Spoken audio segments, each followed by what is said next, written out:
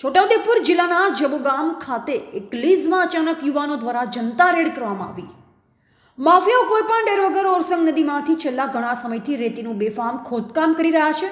તંત્ર દ્વારા ગેરકાયદેસર રેતી ખનનને અટકાવવામાં નહીં.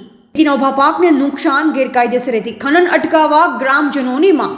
જનતા રેડની ચીમકી ઉચ્ચારી જનતા રેડ કરી અને ખનિજ વિભાગને જાણ કરવામાં ગેરકાયદેસર ખનન હોવાના આક્ષેપો સાથે યુવાનોની ટોળકી નદીમાં ઉતરી પડી. આ બાબતની જાણ ખનિજ વિભાગને પહેલા કરવામાં આવી, પણ કોઈ અધિકારી ન આવતા ફરી ફોન કરવામાં આવ્યા.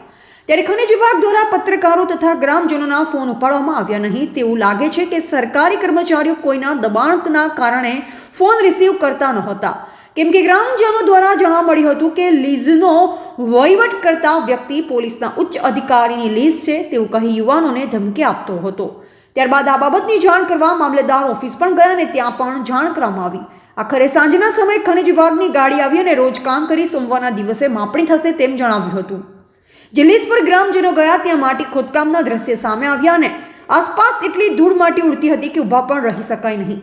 રસ્તા ઉપર પાણીનો છંટકાવ પણ કરવામાં આવતો ન હતો, જેથી કરી આસપાસમાં ખેડૂતોને પણ પાકમાં ભારે નુકસાનીનો સામનો કરવો પડતો હશે. તો શું માટી નીકળે છે તો આ લીઝ બંધ કરવી ન જોઈએ? વધુમાં લીઝમાં ઊંડા ખાડા ખોદવાનો પણ આક્ષેપ મૂકવામાં આવ્યો. તો શું ખનિજ વિભાગ દ્વારા ચોક્કસ પ્રમાણમાં માપણી કરવામાં આવશે? માટી ખોદકામ કરવા બાબતથી લીઝ બંધ કરવામાં આવશે કે નહીં એ જોવું રહ્યું છે.